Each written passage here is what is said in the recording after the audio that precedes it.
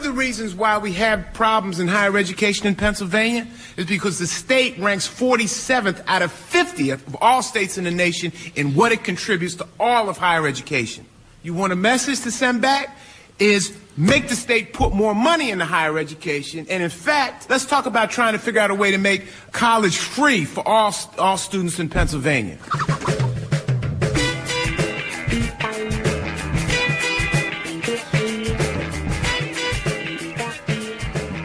It's Friday, March 2nd, 2018. Welcome to Raging Chicken's Out the Coop podcast. This is Kevin Mahoney, editor and founder of Raging Chicken Press.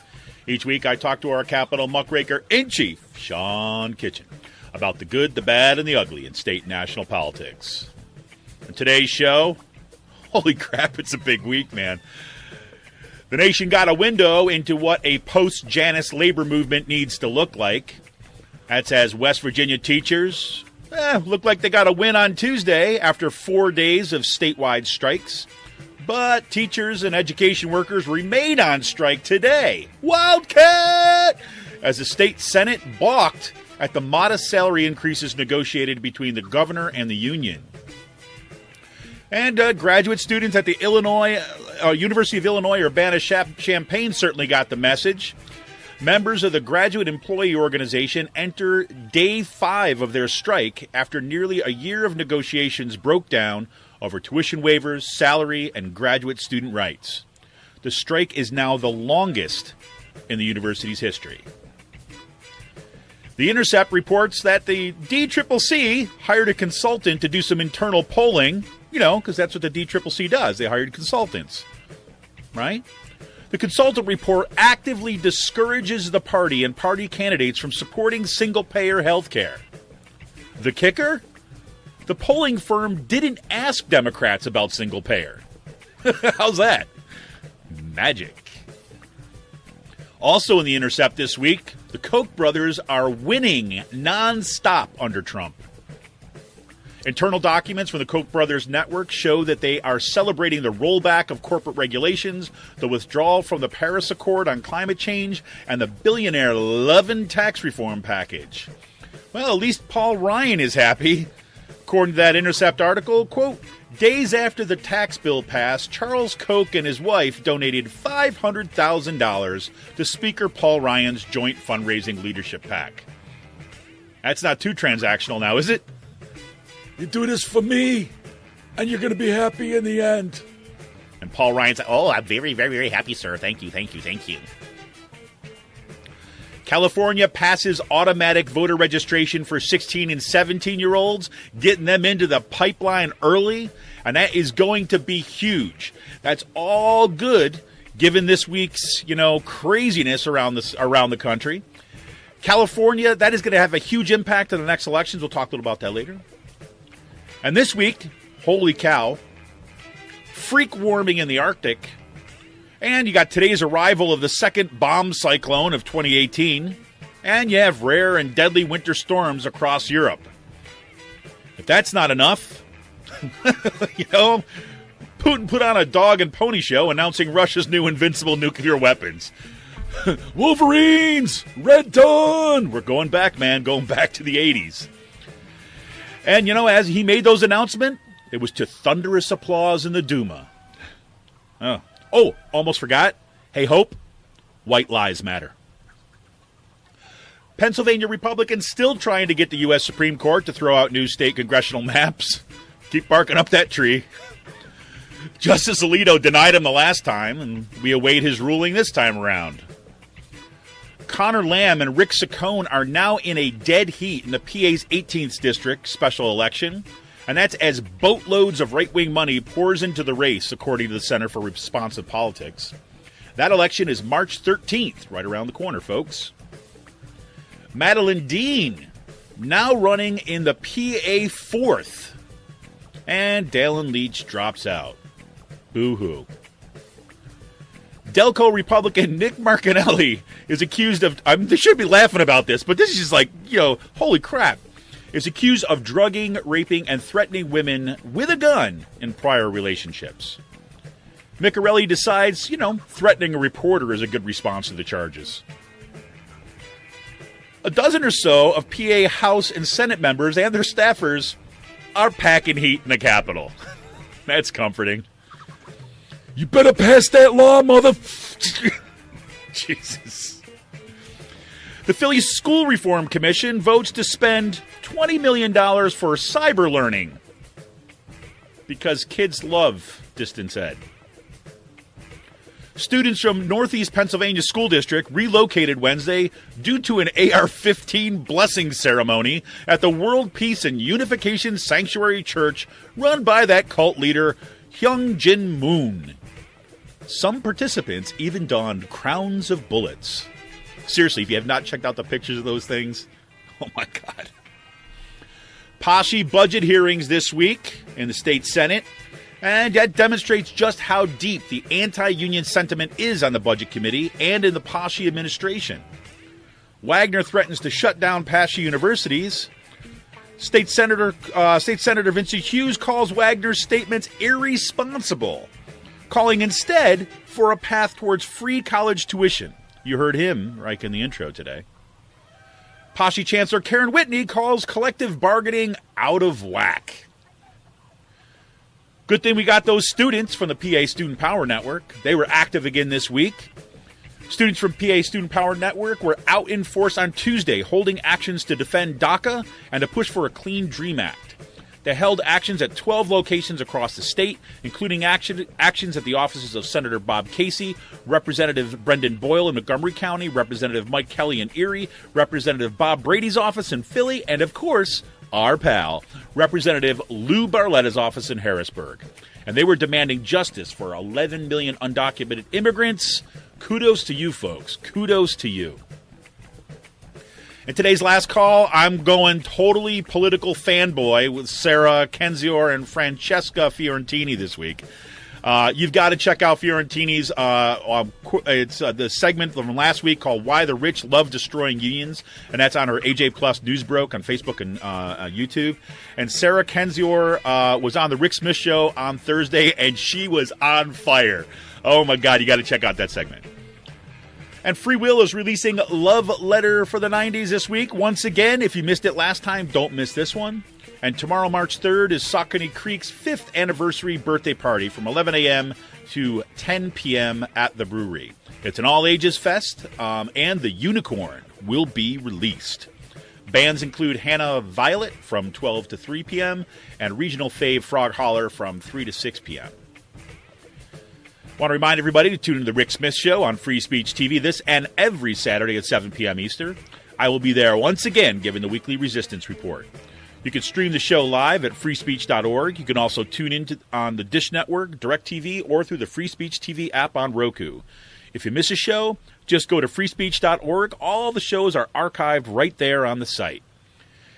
Want to give a special shout-out and thanks to Scars for Justice. Thank you, Lou, from Scars for Justice. Remember, Lou Ryan was writing for Raging Chicken for a while, and she's out in Pittsburgh now. She basically's got an Etsy site called Scars for Justice, where you go and she makes scarves, and you buy the scarves. You get to choose who you're going to donate stuff to, and we've got a nice little donation this week, so thanks again, Lou. And if you like what you hear, you too can become a member of Raging Chicken Press for as little $5 a month. Keep the media in the movement and the movement in the media, folks. Come on. Simply go to patreon.com/rcpress and choose your membership level. If you're not ready to become a member yet, no problem. You can make a one-time donation by going to ragingchickenpress.org, click on the Support and Membership tab, click on Donate, and you'll be good to go. And, it's funny this week, I want to encourage everybody. Look, I heard from several people this week. It was just kind of like a flood of these things, both on email and in person, about how many people are listening to the show. I got some kind of calls out of the blue about listening to the podcast and so on. So that was awesome to hear. Now I want you to take that next step and become a member of Raging Chicken Press. Again, patreon.com/rcpress, $5 a month, folks, really. Become a member and support Pull No Punches Progressive Media. So, Sean, man, a lot in the headlines today for our little podcast here. Yeah, well, first off, I want to start by making an announcement. He's got an announcement. Everybody, wait. This is going to be my last week doing this because I got hired for a press director, a communications director position. Man, I was going to wait to the end of the show, Sean, to let everybody know, but Look, I lived in D.C. for a long time, and I could say nothing but good things about it. So, congratulations, man. Congratulations. Yeah, there's a pretty big communications director spot opened up this past week. It's down to 1600 Pennsylvania Avenue. Someone might need some help doing social media and damage control. So, well, yeah, look, Hope Hicks didn't have any experience to that yet either. So, Sean, I think that you're going to be able to fill that position with no problem. I mean, all you need to do is that you got to remember, it's not a government, it's a mob, right? And then you're all set. And all you got to do is every day you go, Godfather. Just call him Godfather, and he'll be happy. He'll get a kick out of that. That's my tip for the day. So, it's been good, but I guess we got to get a podcast to get going. Yeah, well, let's get doing it. All right, so this week, huge. Obviously, we talked about this on last week's podcast, and then on last Saturday, I was down in Philadelphia for the kind of Working People's Day of Action ahead of the Janus versus ASME court case that was being heard before the Supreme Court this past Monday. It was a huge turnout in Philly, man. I'll tell you. We had, representatives from unions across the state. We had labor leaders from across the country, and SCIUs.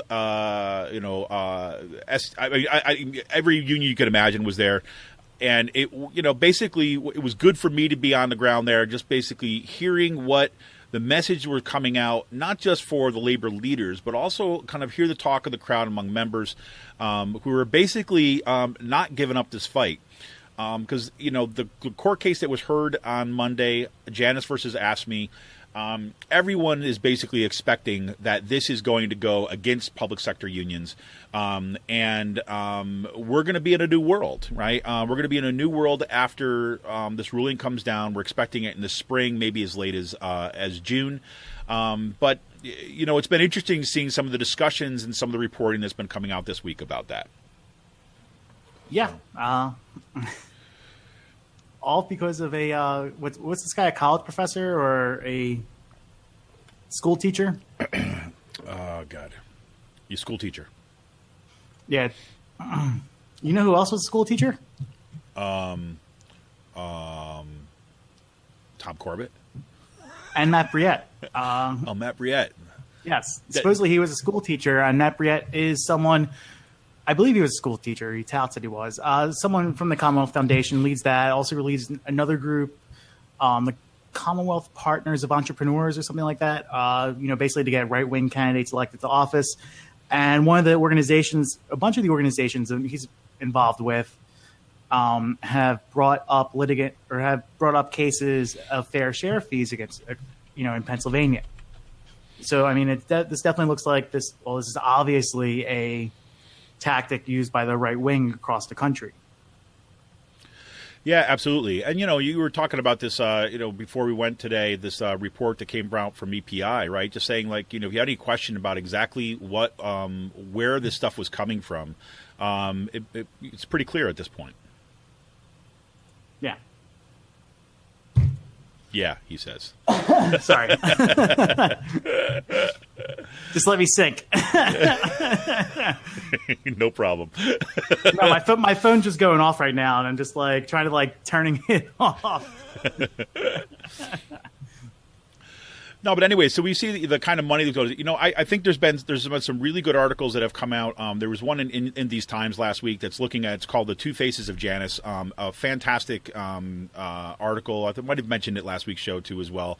I've been sending it out to people that just basically documents the kind of money that is behind this Janus court case, right? Because very often, the way that this gets framed in the kind of popular media for most of the time, although there's been some good reporting out there, is here's this guy, Mark Janus, and he just didn't want to pay union fees. He thought it was an attack on his freedom of speech, and so therefore he brought this legal case. When really, what we find out that there's a huge apparatus, a huge, well-funded effort to ensure the destruction of public sector unions. At least that's what they're going after. So, I mean, there's on the one case, there's a specifics of this case, and we can get into that at some point. But there's also the kind of more important thing is like, look, what motivates this? The only reason why this is the Supreme Court is because you've got billionaire-backed efforts to destroy public sector unions, period. Right? Now, wasn't this case originally started by Bruce Rauner from Illinois? Yeah, but he was being told that he couldn't bring a case forward. He didn't have standing. He wanted to get rid of. Right. He didn't have standing in the case, right? He wanted to bring it forth, but he said that no, the court was basically saying, look, you don't have standing in this case. You're not being directly affected by this, right? So they had to kind of dig somebody else up that would be willing to, be the front boy for it. And the poster boy is Mark Janus, right?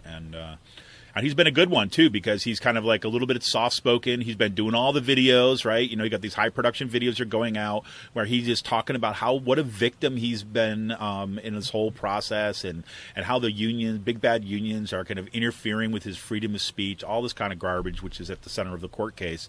But, look, ultimately it doesn't matter, right? I mean, ultimately the merits of the case are not what's going to matter here because we've got a politically loaded Supreme Court.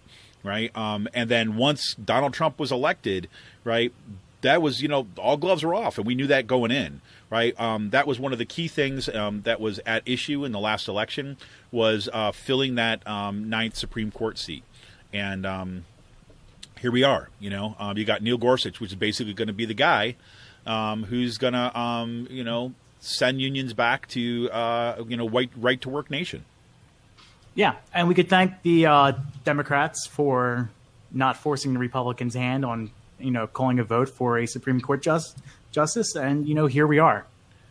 Yeah, and this is like, this is the whole idea about playing nice, right? The whole idea, well, we don't want to kind of force things too much. We know, look, we talked about this on the podcast, or we talked on the podcast like in 2016, like after the election, right? Obama basically could have gone forward and he could have made a recess appointment of Supreme Court justice to fill that seat. Right, because Mitch McConnell had basically said, refused to have any hearings on Obama's appointee. Right, there was no way that they were going to let that go. Mitch McConnell was saying that publicly, and when we went on recess, Obama could have gone ahead and made that recess appointment. And yes, it would have been challenged by the Republicans when they came back, but that would have meant that Merrick Garland would have been sitting on the Supreme Court. During that case, right, they would have had to fight and bring lawsuits, which would probably taken a year or two in order to kind of move forward on that case. And then we would have been, had a little breathing room here. But nope, don't want to do that because we respect the institutions or whatever. Then when Trump gets in there and you got his candidate goes forward, the Democrats get worried that they're going to be seen unreasonable. And so now we get Neil Gorsuch, right? And now we're going to see the Janus case go through with flying colors in favor of right to work nation. So, yeah. And one thing is to say if the Democrats do get, control of the Senate with this upcoming election, looks like they possibly could with the way the wave that's coming. Do you think they would do the same thing if a Supreme Court justice passed away or stepped down? The Republicans did? Well, let's play out the scenario. Are we talking before or after the 2018 election? And after the 2018 election, they have the full and they have control of the Senate. So if they have control of the Senate, do you think that they're going to kind of put a stop on the Supreme Court justice? Is that your question? Yeah. I think that's going to depend on the makeup of who gets elected, right? I honestly think that if the status quo is kind of remains in place, right, in terms of like the people that are elected, no, they're not going to do it. They're not going to have the backbone once again. But if there is enough of a wave of really progressive candidates. There's going to be, I think, pushes with inside even the establishment Democratic Party, right, to realize that, okay, the winds are blowing against them and they should just ride the wave. Because, look, ultimately what that group is about keeping their own power, right, and staying into the positions of power and leadership in the Democratic Party. So if they see the writing on the wall for the kind of like the centrist crap that they've been schlocking now for decades, then I think people like Schumer, Nancy Pelosi, and I mean I know that Nancy Pelosi is not relevant in terms of the Senate, in terms of the hearings, but I think like Schumer and his crew would push back a little bit more, right? I think it would make them extraordinarily uncomfortable, but I think they would push back just to keep their power. That's what I think. Mm-hmm. But I'm glad in the end that what's going to happen and the results of what happens with Janus, we're not dependent on kind of like, some kind of centrist leaning Democratic Party. I think we have the example of what has to happen in West Virginia right now. For those folks, if you've been under a rock for a while, right? West Virginia teachers went out on strike. What was initially billed as a 2-day strike. So as we went into our podcast last week, that was the second day of the West Virginia teacher strike, and we talked about it on the podcast last week. All 55 counties in West Virginia had to shut down their schools because teachers statewide were on strike. And that happened despite the fact that there were warnings that came out that basically said, look, this is not legal, right? It's not legal for teachers to go out on strike like this for the public school teachers going on strike in the state of Virginia. They went anyways. Right. And they faced threats and intimidation. And then what started as a 2-day strike, then nope, they carried over into the Monday and Tuesday of the following week. And then there was an agreement that was reached between union leaders and the state's governor, Governor Justice. Ironic name, I have to say. And that was basically teachers were going to get a 5% salary increase. So that was one of the key things, right? West Virginia ranks 48th out of 50th in the country, right, in terms of support for public education and public teacher salaries. That was one of the sticking points. There were some other issues, too, as well, that had to do with benefits, that had to do with control, that had to do with state funding, a whole bunch of other stuff. But that was the deal that was reached. And Wednesday was going to be a quote-unquote cooling off day, which the strike lines were going to come down, and then they were going to wait, and everybody was going to go back to work on Thursday. However, the teachers were like, "Cool off my ass," right? And they stayed in the streets. They kept up the picket lines. They kept up the pressure in the state capitol in Charleston, and good thing. Right, good thing that these teachers are showing us to learn the lesson of not like, hey, look, they came to an agreement, yay, we won, and go back home. Until you've got the goods in your hand, you stay in the streets, right? And that's what they did because, sure enough, the House, right? So basically, they had to have a bill that would approve this funding increase that would cover the raise of the teacher salary, the increase in teacher salary. The House passed it. It got to the state Senate, and the state senators in West Virginia were like, for the longest time, we've been talking about budget problems and all this kind of stuff. The governor's thinks we're going to come up with this money. Right? We're going to put this under advisement, right? So they sent it off to a committee to go study it, right? And the teachers are like, you don't pass it, we don't go back to work. And now they're still in the streets. I mean, it's been an unprecedented, at least in the 21st century, right? At least in kind of like, well-established labor unions, we have not seen this kind of labor militancy in a long, long time. Yeah, I mean, this is almost getting to the levels, but in a different way, of what happened in Wisconsin a few years ago. I mean, the way that this is working, but also like reading what teachers are doing behind the scenes, not just like on the picket lines.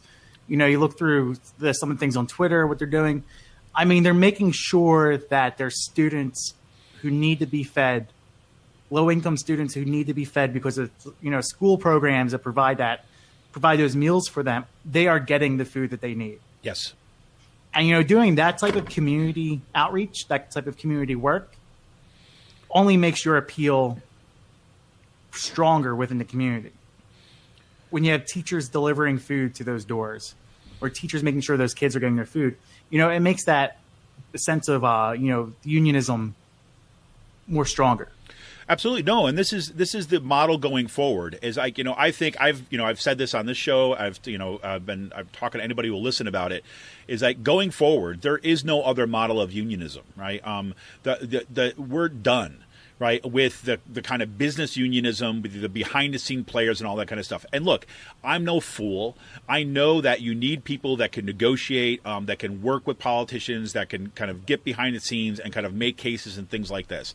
But in a post-Janus world, the only way, in a right-to-work world, and the only way that those people who are doing those negotiations have any power whatsoever is that if you have a mobilized member that is networked into the community, that is invested in building social movements for justice, social movements to kind of change the way that this country is going. So, again, we saw this, for example, in Philadelphia. We saw the Caucus of Working Educators. They have been kind of at this for a while now, right? Building those connections with parents, with students, right? Making sure that they're kind of not just kind of fighting for their own issues, but actually fighting alongside members of the community who are trying to get kind of access to fair housing, that are trying to make sure that people are fed, right? This is the direction going forward. And, there's a really good piece in the Jacobin this past week about lessons for a post-Janus world. It's an article called "It Started in Wisconsin" by Ben Mansky and Sarah Mansky. I'll put it in the show notes. Encourage everyone to check it out, because it's a kind of sober, careful thinking through, saying of like, okay, here's what we need to learn from what happened in Wisconsin that started this whole kind of what right-to-work craziness that we're in right now. And then where we have to go from here. And the conclusion in that article, like every other thing we see right now, is like, look, labor militancy has to go back. If you're not willing to step up and defend what you're doing, you're not willing to step up and stand behind the union. It's like not only are you're going to lose your union, right, but your very, like, your dignity at work is going to go away. The very profession that you're part of, your very daily work is going to become that much more dangerous, that much more brutal, that much more like under the control of the whims of management, and that's going to take us back a long, long ways. So we got to get up to speed fast and kind of move forward. So those West Virginia teachers, man, it's been incredible. Yeah. So I was also kind of thrilled to see this out in Illinois, University of Illinois Urbana-Champaign. Their graduate student union there, it's called the Graduate Employees Organization. It's actually one of my former students, Allie, actually she did her graduate studies out there, and she was there for, I think, her second year there. And she was out on strike with the GEO at the University of Illinois Urbana-Champaign. But what's happening here right now, once again, battles over things like tuition waivers and cost of living. Right, graduate students are paid just over $16,000 a year there, which is about, I think, $3,000, if I remember my numbers correctly, about $3,000 below the cost of living in Urbana-Champaign as published on the university's own website. Right, so the university is basically paying their employees, right, graduate student employees who are teaching these classes, paying them below the cost of living or below the poverty line in Urbana-Champaign. So they're out on strike, and now that it's officially gone to day 5 today, and that makes it the longest strike in the history of the university. So our thoughts and solidarity are with you all out there in Illinois. This is also a very important case because we know Illinois is front and center at the right to work challenges. So you see that, the governor has long been trying to kind of gut labor unions in the state. He's been a strong backer. He was actually at the arguments, the Janus arguments, if I remember correctly.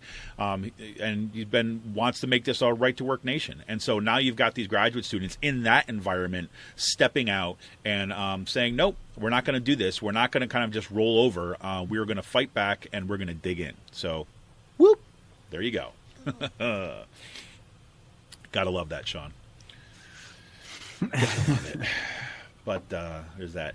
So we talked about this a little bit beforehand. To shift gears a little bit, you got the union fights in the streets, and then kind of like just one more reason why we need to make sure that all the pressure, that we don't trust for 1 second that the Democratic Party is going to do what it needs to do on its own. That the only way it's going to do the right thing is that we've got to put pressure on them. So, I mean, did you get a chance to take a look at that article from The Intercept, Sean? I have not. Well, it was pretty crazy, right? So it's just basically la la la la la la la la la la la la la la la. I can't hear you. You can't hear me. Well, yeah, basically that was it, right? The Democrats, the Democratic Congressional Campaign Committee, the DCCC, they hired this. Well, they hired a couple consultants, right? They hired Greenberg, Quinlan, Rosner Research, and GBA Strategies to help them, think through healthcare messaging, right? And so the firm comes back with its report, right? And of course, The Intercept has got it and published it, right? And that's what I love about The Intercept. Yeah, they publish the full documents. Yeah, yeah. So they come back, and the report is basically comes out very strongly against the Democratic Party or Democratic Party candidates, right, or sitting Democratic Party representatives or lawmakers, discourages them from getting behind or from advocating for single payer, right? So, and on the one hand, you say, okay, so this polling firm went out and asked a bunch of people what they thought about single payer, and they were surprised to find out that most Democrats out there were not at all behind single payer, right? Well, not exactly, right? The question that they asked, right? Here's the question that they asked. Are you ready? The question they asked is, if you could change one thing about your health care or health insurance, what would it be? That was the question, right? And now, despite the fact that that was the question, right, still 12% of voters still came back and said single payer, right? Even though that is not what the question was asking, 12% of people even come back and inserted that into it. That's what I want changed, right? So they get the results on this, and they've got a whole bunch of different things, and 44% of the people come back and they say, oh, I would make it cheaper or more affordable, lower premiums and deductibles. Some people, 12% said, no, nothing, I wouldn't do anything, I got no complaints. Another 12% said, make it single payer, right? So there you go. 5% said make it easier to understand, less complicated. 4% said have more choices or plans. 4% said get government out of healthcare, right? 4% of Democrats actually said get government out of healthcare. That's interesting, right?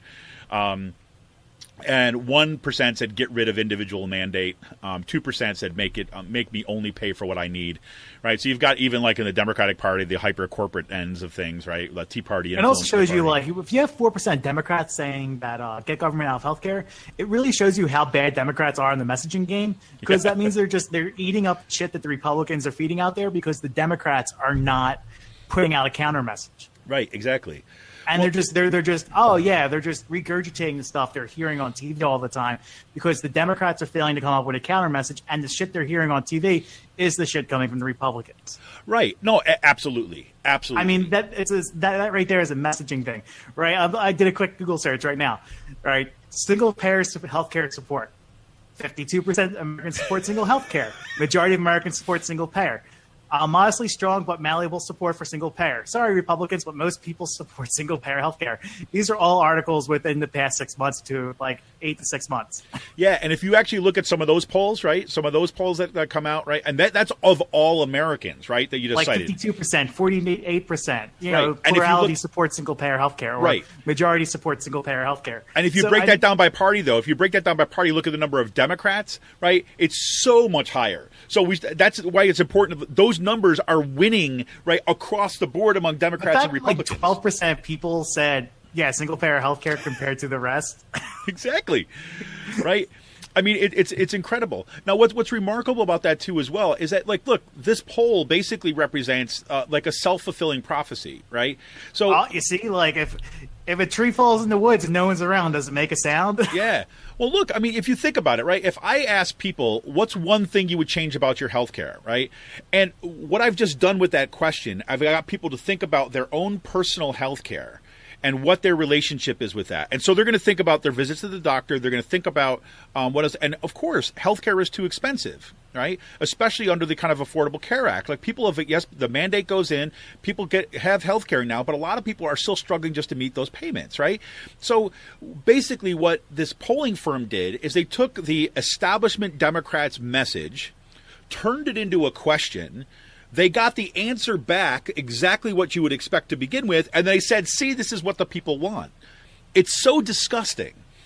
Right. And if you read the report that's published in The Intercept, right, so like a good chunk of that report is actually going step by step, point by point about why we should either not advocate for single payer or advocate against single payer.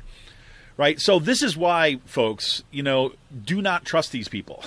Right. Yeah. Fuck DCCC. Yeah, exactly. And so, in the meantime, this past weekend, I believe, DSA, right, is out there in the streets going door to door, right, talking to people and advocating for single payer healthcare down in Philadelphia and different places around the country. Right. Did you see speaking about like DSA and socialism, did you see what Jeremy Corbyn did this week over in England? No, I didn't. He's starting him and a bunch of other labor activists are starting a campaign to restore the Clause 4 of the Labor Constitution, which basically like socialized the industries. It was the clause that Tony Blair got rid of. Oh. Right back in like the 90s, and so they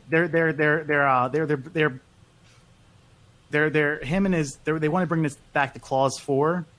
And basically what Corbyn says, new labor is dead. It's time to bring back bold socialist policies. And it says labor for Clause 4, the group as it demands the reversal of Tony Blair's symbolic reform. And basically they're attacking privatization, going after pretty much the same shit Democrats have been doing here in the United States for the past 30 years. Yeah, there you go, man. There's my Jez is my inspiration. It's about to arrive. There you go. Oh my God, what did I just do? Sorry. Everything's on sale. Everything's on sale. But I hate the autoplay commercials on websites. Sorry. No, exactly. And this is phenomenal. This is phenomenal.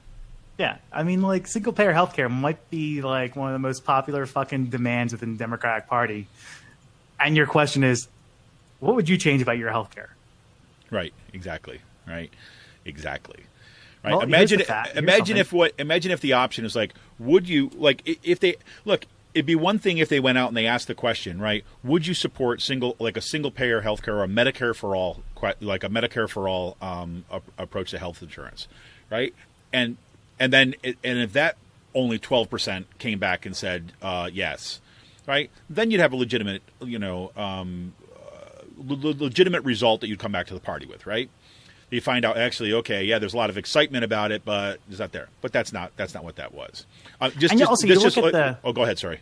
You look at like the question, the response that came in first. Mm-hmm. Make it cheaper, more affordable, lower premiums, deductibles, and drug prices. The second response was make it single payer, universal, socialized. Exactly. Right, and we should say that a single payer system would do exactly those things.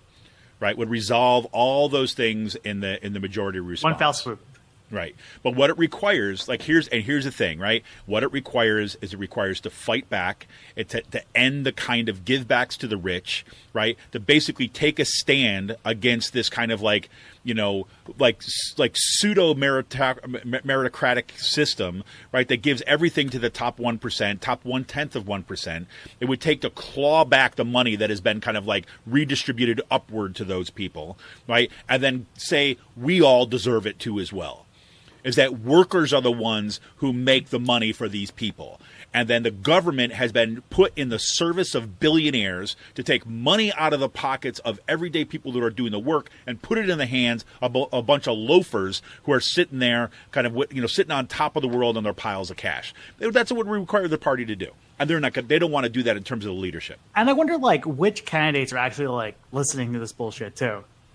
Like, is it the people like Christine Hartman, who we'll talk about this in the next segment, but who was the DCCC pick to run in Lancaster, who's now running in Harrisburg, because of the maps getting changed? Like, is she going to look at this like at face value, like, oh, okay, I won't talk about this because these are where my marching orders are coming from. Well, I don't even think it's like that, Sean. I don't even think it's like about marching orders. I think, the idea is that what we have in terms of Democratic Party leadership right now, right? Again, I know I'm overgeneralizing here, but a lot of the Democratic Party leadership, they come from a very specific professional class, right?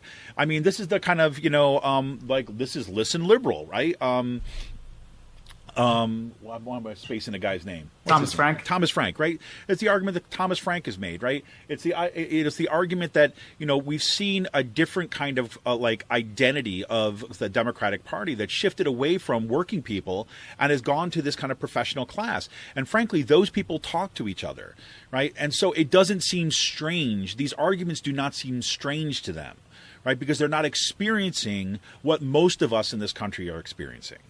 Right. And so that's what's happened. So Christine Hartman, it just kind of it's confirmation bias. Right. So she's talking about this stuff and you have the Democratic Party leadership and they kind of see eye to eye on stuff. Right. It's not even necessarily marching orders. But, this is what we learned also from Crystal Ball, when she came to the Keystone Progress Summit, and she's talking about how one of the first things that the DCCC and the Democratic Party and states do is they come up to you. You want to run for Congress, you want to run for office. Okay, and how much money can you raise? Yeah, give me your phone and show me how many contacts you hear that can raise. What was the number she gave? Do you remember? I do not. Like some odd millions of dollars, right? Show me how you're going to raise that kind of money. And if you cannot show them that, you're not going to get their support. Right. And so, again, it basically says you have to be already wealthy and connected to networks of wealthy people before we will even show you support from our party. And that's what we're getting the pushback right now from. We're getting pushback from people who are showing people power against money power. And that's why these Democratic Party leaders are getting nervous. But one thing I want to correct from what we said earlier, this just kind of popped in my head as we were talking. Mark Janus was a child support specialist, not a teacher per se, right? So we should kind of say this. Want to kind of correct that as we're kind of moving forward for the Janus case. So anyway, sorry, sidebar for that. I just saw a video on my Twitter feed of the Capitol, West Virginia. Mm-hmm. It is packed today. Yes. Yep. I saw this morning. I saw some pictures this morning that are coming out where people were basically kind of already beginning to arrive early this morning. I was like, holy cow. Yeah. So I'll just say something quick about this. I mean, I don't know what more you need to say, what more evidence you need. But, Charles Koch and his brother David Koch and their whole network of, billionaire and wealthy donors and all that kind of stuff are absolutely celebrating with Trump. I think, they're basically, if you look at a memo, once again, the Intercept posted this. This is this memo that was circulated in their networks.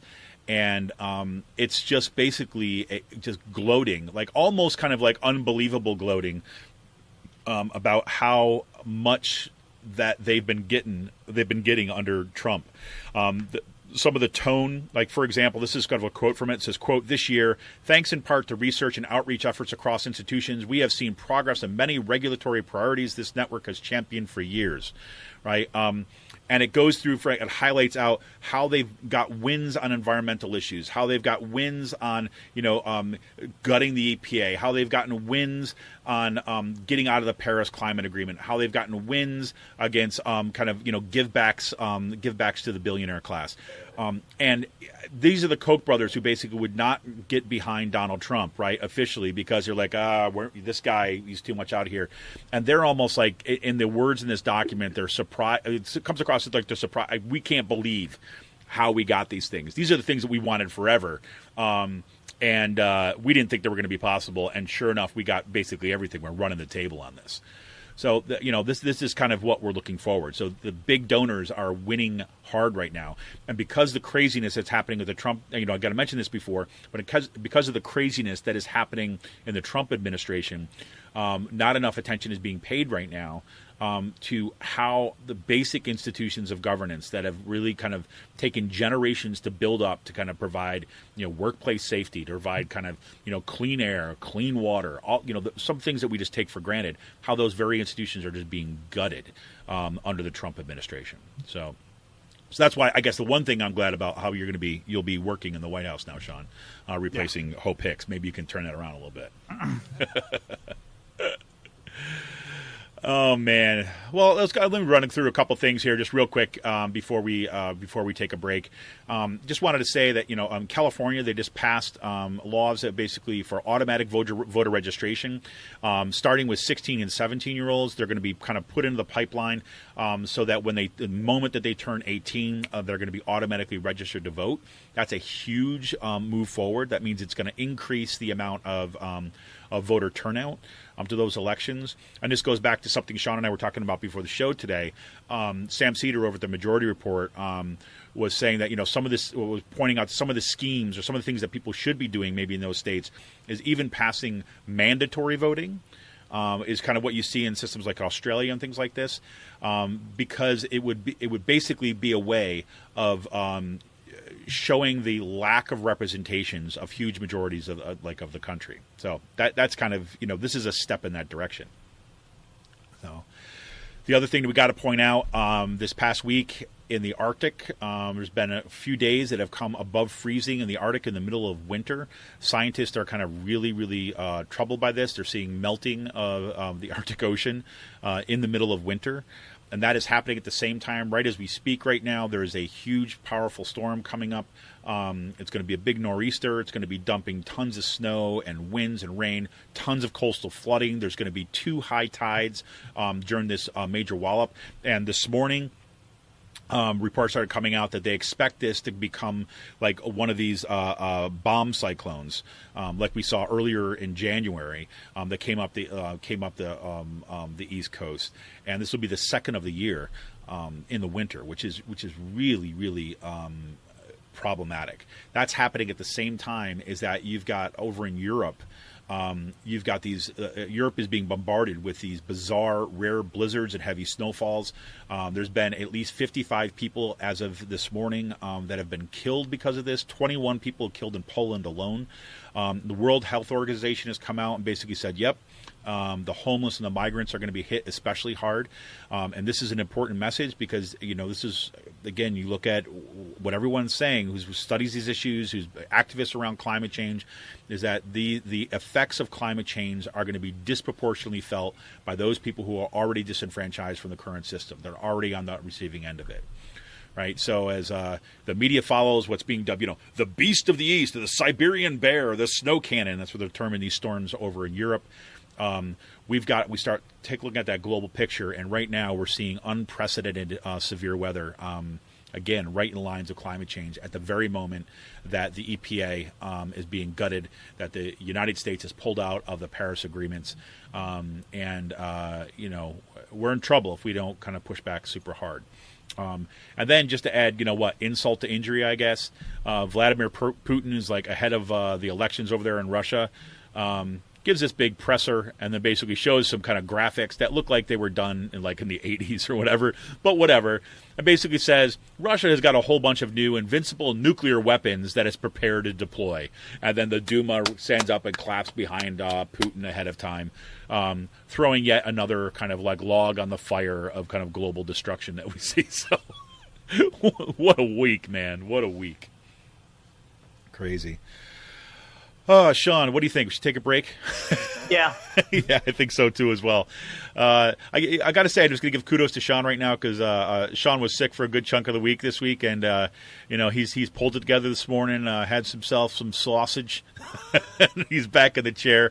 So one last podcast before he heads to the White House to fulfill Hope Hicks on part of seat. Anyways, this is Kevin Mahoney, editor and founder of Raging Chicken Press. I want to remind everybody, if you like what you hear here, you want to keep the movement in the media and the media in the movement, you want to support Pull No Punches Progressive Media, become a member of Raging Chicken Press for as little as $5 a month. Simply go to patreon.com/RC Press. We'll be back right after this, and we'll get into some PA fun.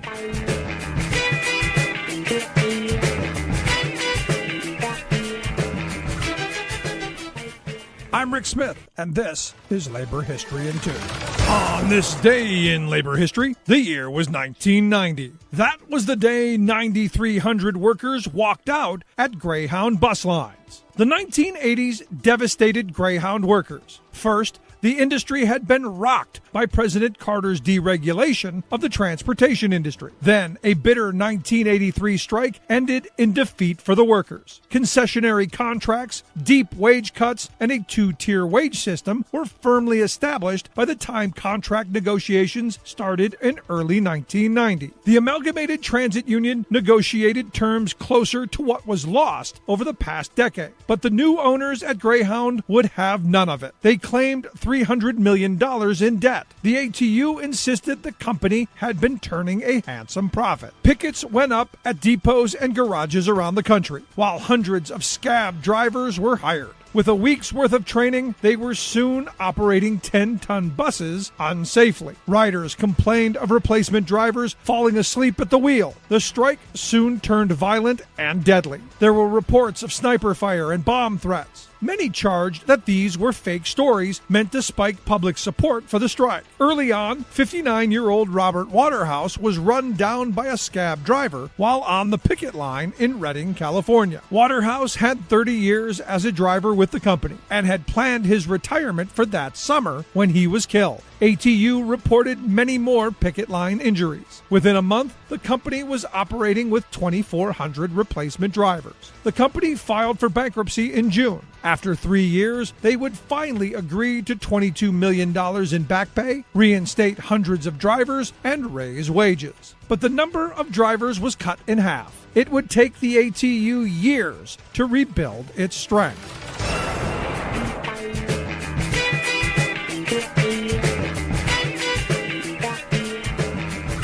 Welcome back to Raging Chicken's Out the Coop podcast. You know, Sean, on the break just now, went upstairs to grab some water, go to the bathroom, things like that, and it's like a driving crazy, like, blizzard outside my door right now. This morning was just, like, raining a little bit, and we were just talking about this as we kind of went to break, and now it's like craziness happening out there. Oh, man. Nice. Yeah, it was just like what? It was just like 80 degrees last week or a week and a half ago, too? Yeah, it only snowed a little bit out here. Well, here we go. All right, well, let's get to it, man. So, PA Republicans can't let it go, I guess, huh? Can't let what go? Can't let the new maps go. They're going back to Alito. Come on, Sammy. Please, Sammy. Please. Please. So I think that here's a couple things. Yeah. Their argument is pretty much the same argument they made the last time, and Alito denied it. And the federal court they brought this to didn't issue their stay and said they want to have a hearing on it, which both goes to show you that probably both courts are not going to issue a stay on this. Yeah, that's what it looks and like. What I believe that this sets up for is a serious talks of impeaching the Supreme Courts, the PA Supremes. So you think they're really going to do that they're not just going to bluster with it? I think that it's going to heat up a lot. Interesting. The reason is because there's a bunch of people running for office. They're going to use it as a political case. And I think that both courts are going to deny a stay, the Supreme Court and the federal court. And then they're going to, the Republicans, the House Republic, or the Pennsylvania Republicans are going to try to go forward, or they're going to make a lot more of a bluster with the impeaching the courts. They're going to try to do this because they're not getting their way. So not necessarily. So you don't think necessarily they're going to get to the point of kind of holding impeachment hearings, or do you think they're actually they'll go that far? I do, yes. Wow. Well, that's encouraging. That's encouraging to know that the if you look at it, like the just the stuff that's going out there, Val DeGiorgio, the new head of the Republican Party, is talking about impeachment. You have Pat Toomey endorsing it. You have others who are open to it. No, I think that this is an issue that I think that they're trying to go forward with to intimidate the courts. Yeah, well, it's interesting because I think that when Toomey gave that presser when he came out, basically impeachment, all this other kind of garbage that came out, he had to. And we talked a little bit about this, but I'm sure that's why he was here. I mean, he was here to kind of strategize. Put together some sort of political strategy to deal with this because they recognize the writing's on the wall. I mean, not only are they talking about losing seats and kind of losing their gerrymander. But they might just kind of lose the House, lose the Senate. If you look at it, if Democrats pick up 6 seats on top of what they have here, so it's a 9-9 state, a 9-9 race. Yep, that's 25% of the seats they need to flip the House there in Pennsylvania. That's pretty significant. That's pretty significant. Yeah. So yeah, that's pretty nuts, man. So I mean, let's get into some of the. So I mean, well, okay. So we don't know when that's going to happen yet. Now, so I guess that what we're looking forward down the pike is Alito's got a rule, right? He's basically got to come out and deny that yet. That hasn't happened yet. And at that point, we're just going to be, looking for that next step, I guess, right? Because I mean, the deadlines for filing and everything are coming up. Yeah, and I don't think that the Supreme Court's going to want to touch this for 2 reasons. One, it's separation between judicial powers. The state, Supreme Court doesn't really like overturning state courts. It's Marbury versus Madison. It's one of the oldest, legal precedents we have in this country. And then 2, the Supreme Court is ruling on 2 important gerrymandering cases already, and they don't want to take up a 3rd one. Mm-hmm. Like, you know what I mean? It looks like they're going to overturn partisan gerrymandering anyway, by the way you look at what's going on. I think they're going to issue a stay on this. I think they're not going to issue a stay on this. I think they're just going to let it fall in place. Yeah, that makes sense.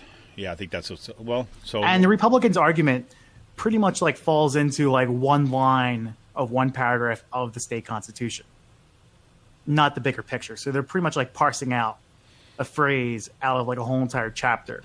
Says this. Well, this is the strategy, right? It's the political strategy. Is like, and this is again when it's a well proven one. We see this on the way that Fox News works, the way that the PA, or not just the Pennsylvania GOP, but the national GOP has operated. You pull out this one little thing, you rally your base around that. You kind of like wave your arms a lot. You go on Fox News. You talk about how this is power grabs. The only thing that they don't have going for them right now is the fact that you don't have like a black guy who's a governor or a black guy who's a president in order to kind of hit up against, right? So they lose that kind of like that the racial fear stuff that they've been using for years, and now that they're gonna do the same thing. They say, look, this is injustice, when really there's no other context. Yeah. So we'll see. Well, let's take a look at some of the races here, because I mean, there's some cool stuff. Interesting things happening across the state right now, especially with these new districts. But you've got Connor Lamb and Rick Saccone like in a dead heat in the special election set for March 13th, and that's pretty big. Yeah, I guess so. Well, I haven't been following this race at all. Oh, you haven't? I mean, yeah, you're the one who first put it on my radar, right? Because look what's going on here. But so I'll just say this about it then. So, I mean, it's kind of really interesting. And look, this is not like a progressive, like against Rick Saccone. I mean, Connor Lamb is fairly kind of centrist and things like this in his views. And he pissed off unions a couple weeks ago by not supporting a $15 an hour minimum wage. Exactly, right. So let's make sure that when we're saying that Connor Lamb might win this, it doesn't mean that it's a win for progressive in this particular instance. However, it's been notable because a couple things have happened. Number one, the Center for Responsive Politics has basically put out a report basically showing that there's been tons and tons of money being dumped into this race. And so there's this one guy, his name in particular, and this is why I wanted to kind of focus on this race just quickly, is that this guy's name is Joel Ricketts, right? He is the founder and former CEO of TD Ameritrade, right? And he's basically got a net worth. It's about $2.1 billion. The net was in 2017, according to Forbes. So he has 2 political PACs. One is called the 45 Committee, right? And it's a 501c4. Again, when you have that, you don't need to disclose your donors. And then that spent $248,298 split evenly on advertisements either supporting Saccone or opposing Lamb, right? Including a $40,000 ad buy on online advertising paid out. Right? A second group, right, also called, let me see what's the name of this one. I'm not going to be able to find it right away. The second group basically is also run by the same guy. has spent another several $100,000 in this race. So you've got one person, right, who's bankrolling these attack ads, right, by, innocuous sounding organizations in that state. And for the first time, and this was kind of the other thing that was interesting to see how this works, we see that the Democratic Party, for the first time, has actually started to sink. Or I'm sorry, a Democratic Party associated PAC has just sunk some money behind Connor Lamb in that race. So the money that's pouring into this one particular race is pretty remarkable. But it shows us kind of the direction that we're headed. So that was interesting. And the one, I should say, the top majority PAC was called the Patriot Majority PAC. They just basically launched a $250,000 ad buy attacking Rick Saccone. I'm sorry. No, Ricketts is also one of the owners associated with the Chicago Cubs, and he was the one who shut down the Gothamist because of their workers decided to unionize. Oh man, I hadn't made a connection. That's crazy. Yeah. Well, there you go. So you got the anti-union guy, the one who shot the. Oh, there we go. Right, which we talked about on this thing. Oh, crazy.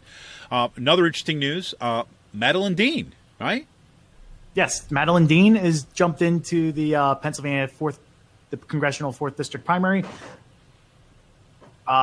Which is all of. There's the wind is knocking around rattling my window. So I'm like, your house is coming down, man.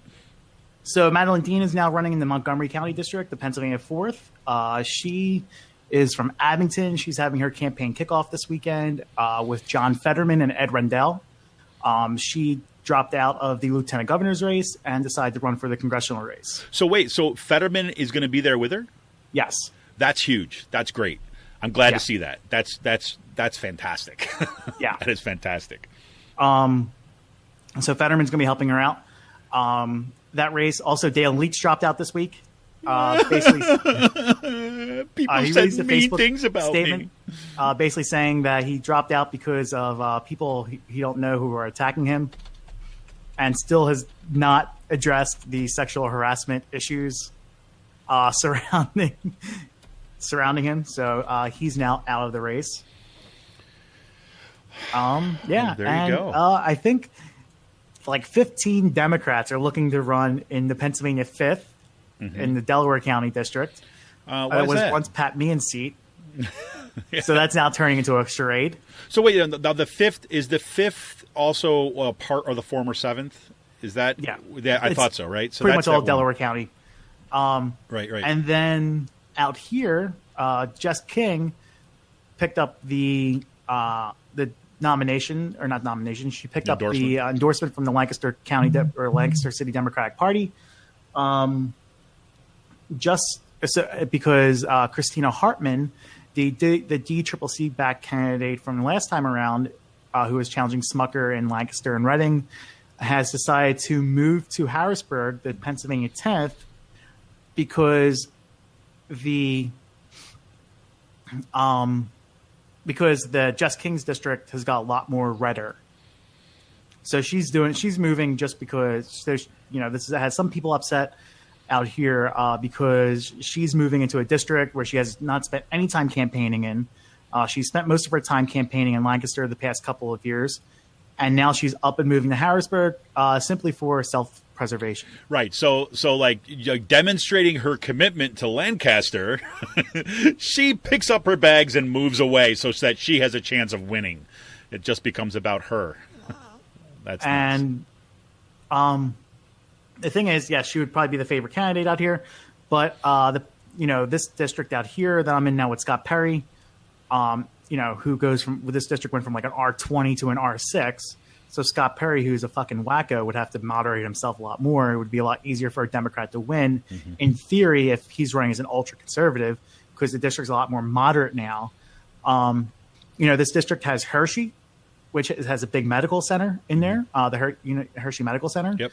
It has the East Shore. It has all of pretty much Dauphin County. It has parts of the West Shore and Cumberland County, which has districts that went Democrat for the first time ever. Had cities and suburbs went Democrat for the first time ever in 2016, and it has the city of York. So there are three big Democratic senators out here. Dauphin County has a 3,000 or 4,000 Democratic voter registration edge, but they still can't seem to get their act together and win seats out here. So, well, that's big. I mean, that's big. So that's going to be really interesting to see what happens in there. I mean, so basically, if anything happens, the Democrats, they're going to lose the seat if they can't get their act together in Dauphin County, simply because of how inept the party is out here. The Dauphin County Democrats have a big voter registration edge over Republicans, but there's no party machine out here to get Democrats out to vote during off-year elections, and Dauphin County is stuck with a 2-1 Republican county commissioner seat, and they are stuck with 3 judges on district courts. And the funny thing is, usually there's always a deal in place with the judges, right? Mm-hmm. It's like pick 3 or choose one, right? You don't have to vote for all 3. You can choose 1 to 3 judges. That you have Democrats that go in there, see 1 Democrat on the ballot, and then they vote for the other 2 Republican judges instead of voting for the 1 Democrat. And the deal that's always in place with the Republicans and the Democrat is the Democrat will always get family court, and the 2 Republicans will get the other district courts, the other seats. Just because the Republicans don't want to deal with the family court stuff. So now there's 3 Republicans in Dauphin County, and you have someone who doesn't care about family court sitting on family court. Oh, God. Yeah, so this is how stupid the Democratic Party is out here. Well, that's nuts. That's nuts. Well, one reason to fight. Just more evidence of we need to do this. And I was talking to somebody the other day who's basically saying, "Man, you guys are pretty hard on the Democratic Party in the state." I'm like, look. You got to understand, it's like, sometimes, when someone's doing you can't win bad, if your own party is not inept. Well, when somebody, people are engaged in really bad behavior for a long period of time that's self-destructive, sometimes you got to hold an intervention. I mean, I don't know what else to say about it. I mean, it's like, it's not, simply just, just tearing down and stuff, but it's like let's put our efforts behind some really freaking awesome candidates that are out there. I mean, the fact that Fetterman is now, for example, the lieutenant governor. I mean, he's probably got to be up there close to the front runner at this point, isn't he? Yeah, I'm not sure about that, just because of the party machine getting behind Stack in Philadelphia. Yeah, so that's going to be interesting. I think he's actually got a shot if people show up to vote. So we'll see about that. It will be tough getting past the Philadelphia bump, right? I mean, getting over that hill. Well, that's interesting. And the fact that you've got Madeline Dean now running, that's amazing, because I think in that district, I think she's going to be a really, really strong candidate too. Yeah. So. Yeah. Anyways, but, speaking of, if we flip it on the other side of things, about not strong candidates, and people that get us back into the world of, holy crap, the nut jobs are running the show. Delaware County Republican Nick Miccarelli, man. Holy. Yeah. So he's been accused of drugging, raping, and threatening women in prior relationships with a gun. Let that sit for a minute, everybody. Let that sit. Yeah. He also sent a series of cryptic texts to the people writing the story, a couple of the journalists writing the story, saying pretty much that they're doing this at their own peril. And the day this story was published, there was actually extremely enforced security inside the Capitol. So there's 2 things here. Obviously, Nick Miccarelli should step down. He's calls from his own party leaders for him to step down. There's calls from the governor for him to step down and resign. He was accused of raping people in prior relationships. There's just nothing you could say there besides that. That's pretty much it. I do want to point out, though, because you got pretty pissed off about this on Twitter, about the way that some people were referring to this, right? And I think as sexual misconduct or sexual misbehavior. Right, and this was not sexual misbehavior what the allegations were. No, this isn't forced sex. This is rape. Right, exactly. And he is also believed to be one of the dozen or so representatives and senators that are packing heat in the Capitol. Let that sit for a second there, too, as well. I mean, the fact that... So here you have male fragility. Right. people in a toxic environment carrying guns in the Capitol. And who's to stop someone like him or some of these other whack jobs that pop off a couple rounds at someone in the Capitol? No, exactly. So you got some of these people. I mean, look, you've got people like him packing heat in the. He's one of them, right? He is allegedly to be one of them. Allegedly to be one of them. Okay. Let's put it this way. It would not surprise me if he was one of them. Right. Yes. I mean, given the fact that, when he's talking about these accusations, these rape accusations, when these women have come forward and started talking about that, is that, some of that is taking place, like, threatens at gunpoint. Right. One woman. Inside the story, one of the women who he is accused of these incidents with, she went as far as putting a note to her life insurance policy saying, if anything is to happen to me, he should be investigated. That's incredible, man. That's chilling. It's chilling. It just goes to show you how far this went. And the thing is, these are one of these stories that has been working on for the past 4 months. And he's saying that this story came out within the past week because he got married a couple weeks ago and tried to ruin his marriage. When he used the hashtag "not me" in his statement too. Not me. Yeah. Isn't he clever? But that stuff really worries me because one of these points, especially when these kind of people get found out, again, this is not for anybody who knows anything about sexual assault and the abusers and things like this. Is like very often these people are very good at putting up a public face of being jovial and kind of like likable and kind of engaging, whatever like this, while they're monsters when people aren't looking, and then when pressure gets applied, right, sometimes these monsters freak out and they can't keep the public face up anymore. And that's the kind of stuff that worries me about that story about, these folks packing heat in there. Because very often there's an overlap, right? I mean, again, let's go right back to what Colleen Clemens has been talking about. Let's go right back to the whole idea about toxic masculinity. This is the perfect example of that, where you see the overlap between the love of guns and the kind of like the love of maintaining the patriarchy at all cost, and those things get kind of married in terms of like an identity, and it turns out that they're united simply by violence, and that's frightening.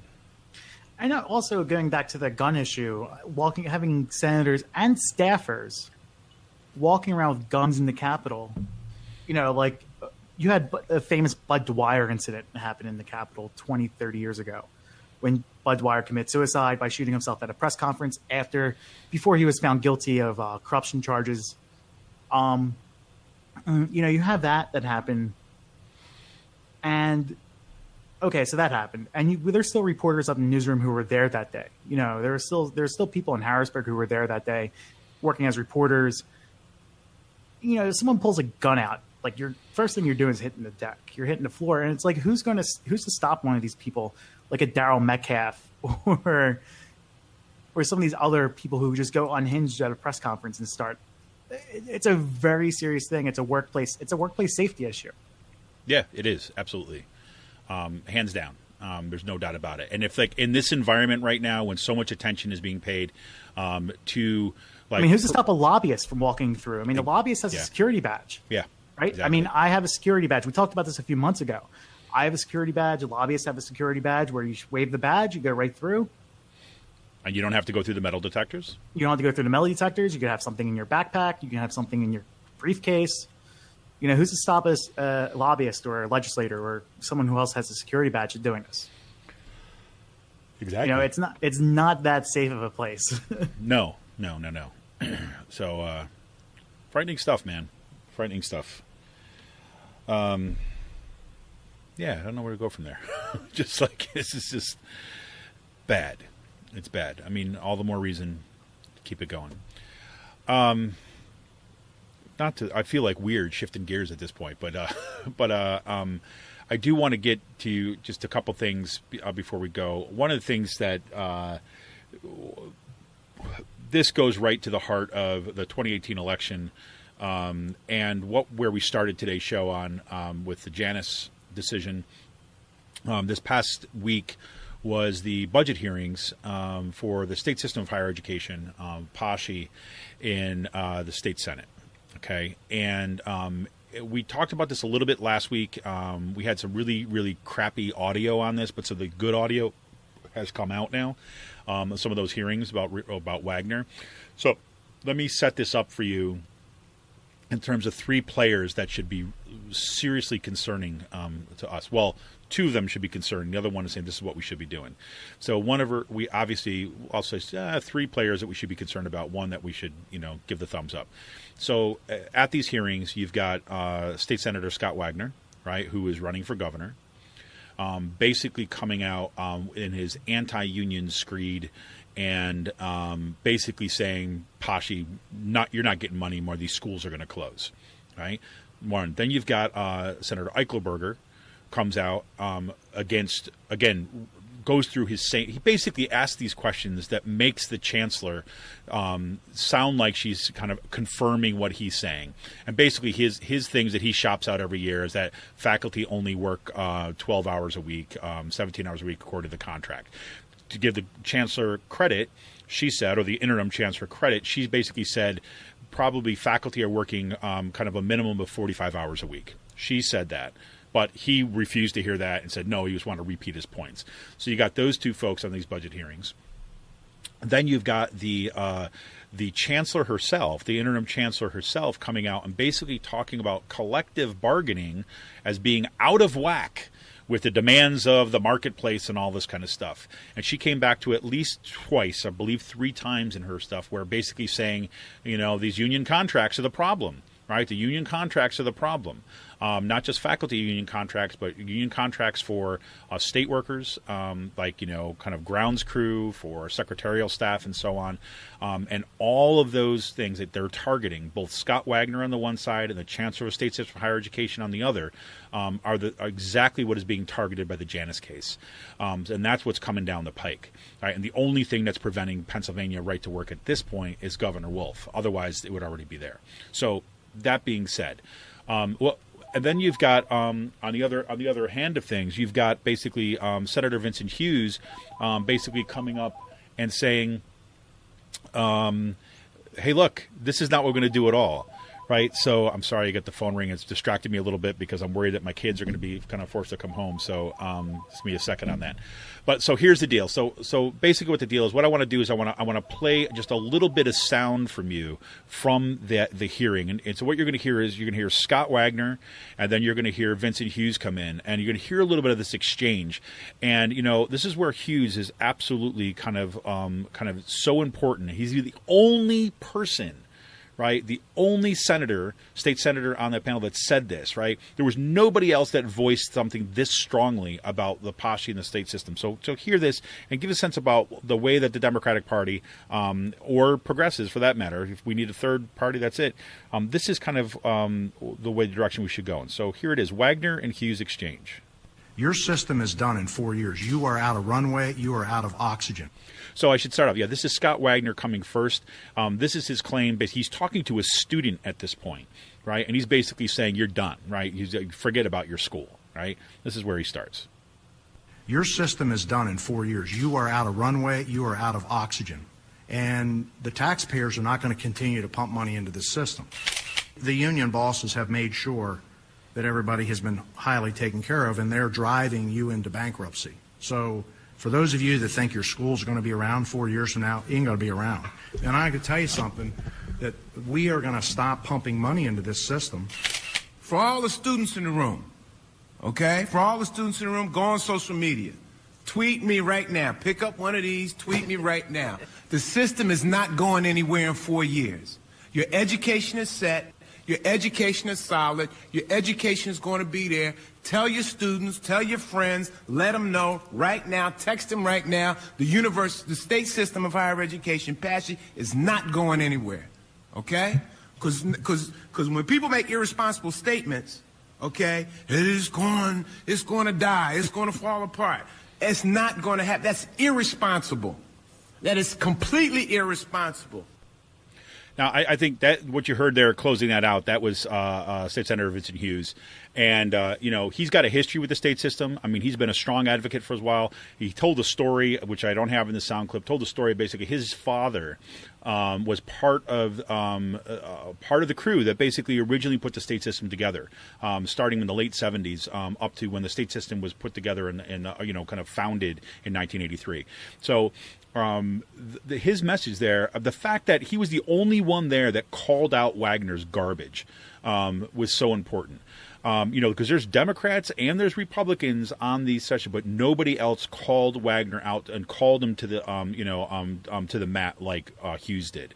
So kudos to Hughes, and that is the kind of public discussion and public taking down or taking to task that has got to take place. And it drives me insane to see that you've got, for the most part, Democrats on that panel just kind of let it go by, as if everyone just gets to say what they want to say, and that's it. Hughes was the only one that actually engaged something. So that was kind of really important in those hearings. The other thing I just want to say, so this is kind of the concerning part there, too, as well. Is not only do you have Wagner and do you have Eichelberger that are coming after collective bargaining and kind of going after this, the faculty contract ends, right, in this June. Okay? Faculty contract ends because it was a 1-year extension from the previous contract. All right? That ends, and guess what happens? Janus kicks in. Janus. Right?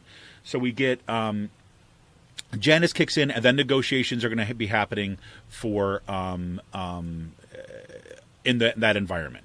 Right? So things are coming together now. And then what's the attitude? The big question, what's the attitude from the Chancellor's office? Now, you recall we talked about Howard Bunces. Howard Bunces came and appeared at Kutztown University. We kind of hired him to come in and kind of do an independent report on this. And one of the things that he said, one, obviously the administration is lying about this, which we know, about what their budget crisis and all that stuff. But the one thing that he said is he had never seen like such anti-union language coming from a chancellor's office. He said usually that they'll say these things behind the scenes, but they'll never say them in public, right? Because they don't want to be taken to task. He said instead, you've got it in a bond report. You've got anti-union language in a bond report. And he said the only place that comes from is it comes from the administration. And so that took him back. And I asked him, when I interviewed him, and I wrote this in the article that I wrote in Raging Chicken, I said, well, okay, is this unusual or is this, so he's like, no, this is completely unique. You never see this kind of stuff, right? And the fact that you see the anti-unionism come to the surface, right, and hear them calling for it kind of ends the collective bargaining. We said that we had this with Frank Brogan before, but the interim chancellor, Karen Whitney, who was the former university president at Clarion, who oversaw the gutting of that faculty there, this is kind of like her perspective on collective bargaining that she brought before the committee. This is Karen Whitney. There are larger issues here that the workforce needs, that's needed in teaching and learning at these universities, and probably the 60 or 70-year-old construct of collective bargaining are out of whack. Right, and there she is, right? There she is coming right out and kind of going right after collective bargaining. And like I said, she does that a couple more times in the hearings. So my message there, too, as well, is like, look, the kind of fights that we have to gear up for right now are the kind of fights that we have to prepare to organize and push back. No one is going to save us. We can only save ourselves. Right. And this is why, I look at I hate beating a dead horse on this one. But when ABSCUF went on strike, right, faculty of the State System of Higher Education went on strike in 2016 and stood there kind of shoulder to shoulder with students organizing on our campuses. And basically we said, look, this is the vision of what we need. This is our campus. We together, faculty and students together, are the only way that we can defend higher education. This is why I'm so encouraged by to see what's happening with the PA Student Power Network across the state. Like I mentioned at the beginning of this show today, they were out at like 12 locations across the state, like spread out across the state, defending DACA, demanding kind of protection for Dreamers, demanding the passage of a Clean Dream Act, right? And they continue to build, right? Out in Reading Area Community College, RAC, right, established its first chapter of the PA Student Power Network there. And they're doing the concrete organizing the ground among students and building that network. The same has to happen among faculty. And like I said, we talked about when we looked at West Virginia, when we're talking about Janus, the only thing that we can do moving forward now is to build our connections with our communities, right? Something that, frankly, labor unions have neglected for a long time. We need to get back to that idea that we are embedded in our communities and that we're standing with them, right? Not just asking for their support when we need it, but investing back in our communities and building power from the ground up. Social movement unionism, folks. That's the only solution we can have in this post-Janus world. So that was just a particular example. So I don't know, man. It's like I just, I wish I could have been there for those hearings, to be honest with you, because it's just I listened to them. I listened to the recordings of, or, I watched them on YouTube and stuff, and I was like, man, I'm just shaking my head during that. Not so much at what you expect coming out from Scott Wagner and Eichelberger and these people, but the lack of like taking these people to task, which just blew my mind. So I don't know. So a couple quick things before we go, because there's all the money in the world, and we don't need teachers. The School Reform Commission down in Philadelphia voted to spend $20 million on cyber classes because that makes sense. Not. Right? This shows you, once again, anti-teacher bias that's going out there. And my favorite for the day has to be the fact that, students from a Northeast Pennsylvania school district for Wallam-Powpack, I think you say it, Wallam-Powpack area school district, they actually were relocated on this past Wednesday because the little cult leader up there has got his, he's got his little church. He's got a special little church called the World Peace and Unification Sanctuary Church, right? In other words, the cult leader Hyung Jin Moon, I think is how you say this. They had a commitment ceremony, which they encouraged their, whatever you call them, their members or their brainwashed people, whatever you want to have, to bring their AR-15s for a commitment ceremony so they can bless their AR-15s. And some of those participants, like I said, even had crowns of bullets on them. And Sean, you saw these pictures, right? Yeah, they were fucking crazy. I mean, that's just something I see. Like, I'm like, is this actually happening here? Yes. And sure enough. It was nuts. But you think about it, that's how scared the folks were in that school district, right? They actually pulled their kids out of school. They sent them to alternative locations to make sure that they were nowhere near the gun nuts that are there. And I was reading a little bit into that, and, they've got this whole bizarre ideology where they've actively married, and I guess the guy who runs this, the Moon who runs it now, is the son of the founder or something like this. And there's something in the Bible that says for commitments ceremonies you have like rods of lead or something like this, and so they built this into their ideology that the rods of lead are symbolized by the AR-15s, and so they're marrying guns with Christianity in this cult abomination that's happening in Northeast PA. So there you go, folks. Welcome from craziness in Pennsylvania. Anyways, we're going to take our last break of the day. Just got the notice that, yes, indeed, my kids are going to have early dismissal today, which, of course, is going to throw my Friday into whack once again. But, here we go. That's the way it is. And we're going to come back with a quick last call today, so Sean can maybe take another little nap before he's got to go to work. Make sure he's all up to par. This is Kevin Mahoney, editor and founder of Raging Chicken Press. Remember, become a member. Patreon.com/RC Press. We'll be right back.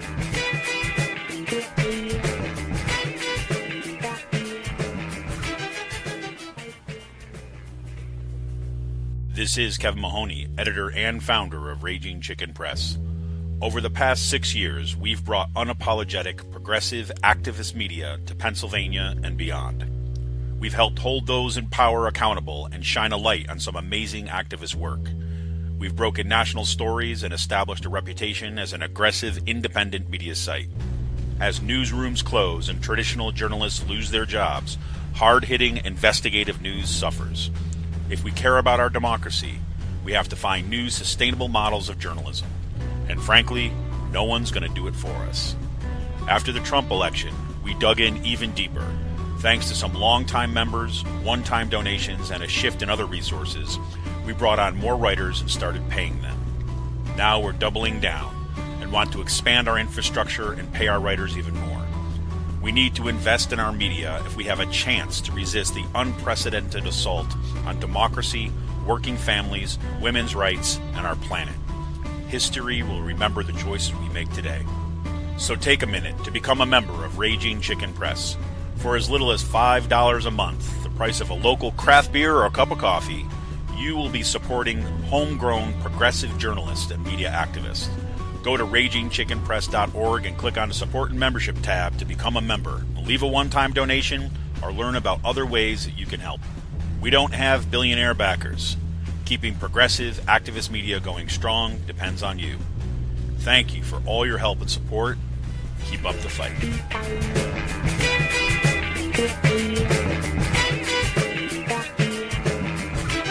Welcome back to Raging Chicken's Out the Coop podcast. It's the last call. Yeah, we're going to kind of a quick last call today, in part because blizzard conditions outside, early kids dismissal, and Sean just wants to get the heck out of here today. He's sick and tired of hearing me talk. But you know, that's nothing new. So here we go. I just got to kind of just give the kudos, and I'm going to put these links in our show notes today. But I'm going total political fanboy here. Sarah Kendzior, she's a journalist, and just, I mean, I've always been a fan of her. She's absolutely fantastic. Some of the most critical writing that's out there. She's, you know, it's the kind of thing where, you know, I hear her talk. She's on the Rick Smith show quite frequently. And every time she comes on, I'm like, man, this is the kind of voice that we need in journalism. But this week, man, she was on top of her game and she was on fire. She was on Rick's show on Thursday. And again, I'm going to put a link to the show in today's show notes. And basically talking about watching, you know, the Mueller revelations this week, because the Russia stuff has been nuts this week. We didn't even talk about it, and frankly, you know, whatever. You know, it's like these people are just spinning out of control. But she's just kind of just basically got so mad, right? She's like, I may sound pissed because I'm pissed, and basically saying, like, look. The kind of things that we're seeing in here, and her level of frustration was so high because the kind of things we're seeing in the Trump administration right now were completely predictable. And frankly, she was writing about this stuff, and she wasn't completely alone in this, but there were journalists that were writing about what the Trump administration was doing, what was happening, not just with Russia, but all the kind of corruption, all of the kind of like mafioso type practices from the Trump administration, that when they wrote these things and they were on TV shows and stuff talking about them, they were kind of dismissed and poo-pooed out of hand as being kind of like conspiracy theorists and crazy, and you're just making stuff up. And yet every single thing that they were saying is proven to be true, right? And she was so frustrated because they say, like, look, if people had just been on the ball back in 2016 or as early as 2015, right, or as early as 2002, right, we never would have been in the place we're in right now. So, I mean, I think, you know, obviously you should check out the Rick Smith show all the time anyways, right? But check out Sarah Kendzior's interview on Thursday, which is fantastic. And the other one, it's been a while since I checked out her stuff, and Francesca Fiorentini, she basically has a weekly kind of video podcast type of thing with AJ Plus, and it's called Newsbroke. And she's kind of a comedian, a journalist, you know, and she's fantastic. I think she's funny. I think she's smart as all heck, and does so much. So she's had a piece this week. And I've been circulating on my own accounts on Facebook. It's called "Why the Rich Love Destroying Unions." Definitely check it out. It's really important. It's a great way to circulate it to your friends. It's funny in part, but she runs through the implications in the background around Janus, right, in a completely kind of, in the weeds way, right, in a way that you get access to kind of what the implications are in a very accessible way. It's the kind of thing you need to share out with your friends, and she'll have that there. And there's this one scene in there. I tell you, I was telling Sean beforehand, I was like literally on the floor laughing. there's a scene, there's some activists that are kind of surrounding Nancy Pelosi at one point, right? And they're kind of chanting, right? They're chanting at her, and she starts, she thinks it's all like good that they're all there in support of her, and then she's kind of like realizes that, oh no, they're angry at her. Right, and so she starts going, "Go away! Go away now! Now stop it! Just stop it!" She starts chanting back at them, "Just stop it! Just stop it!"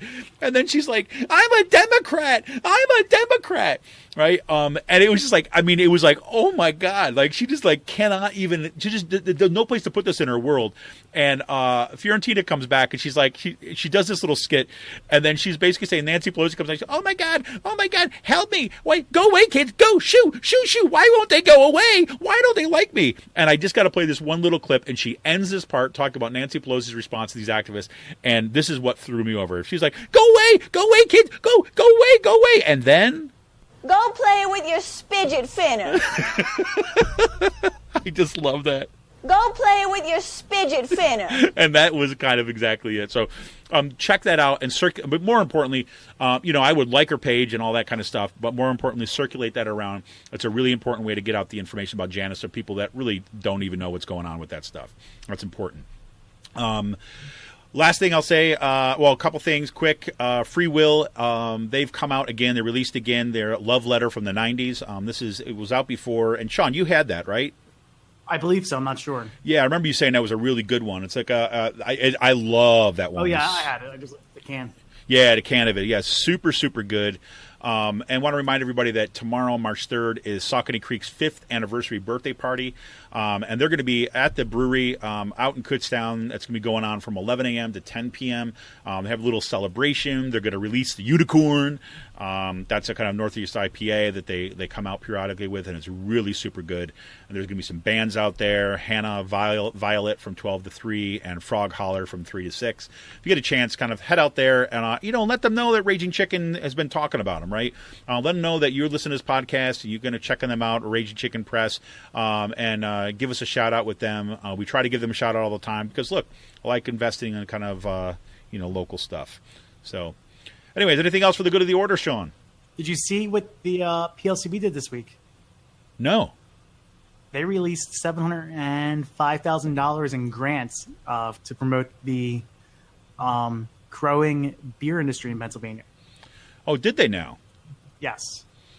So some of them is a couple things like 12 geographic trail tours for different breweries and bars in different areas of the state. A couple of them for making a documentary on the beer in Pennsylvania, the brewing process, ways to find out how to dry hops easier. Yeah, some different things that happened this week. Wow. How about that?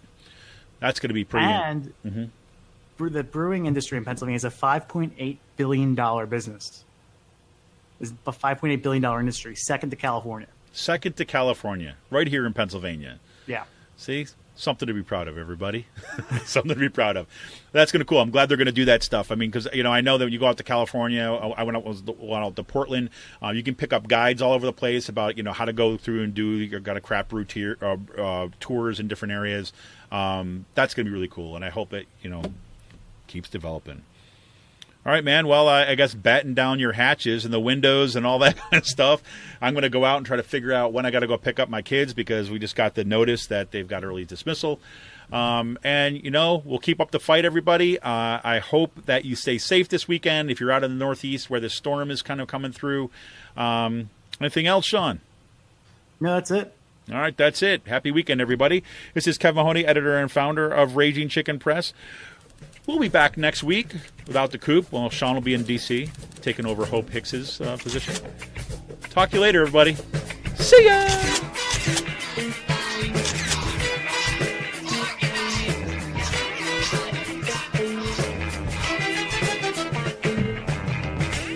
One of the reasons why we have problems in higher education in Pennsylvania is because the state ranks 47th out of 50 of all states in the nation in what it contributes to all of higher education. You want a message to send back? Is make the state put more money into higher education. And in fact, let's talk about trying to figure out a way to make college free for all students in Pennsylvania.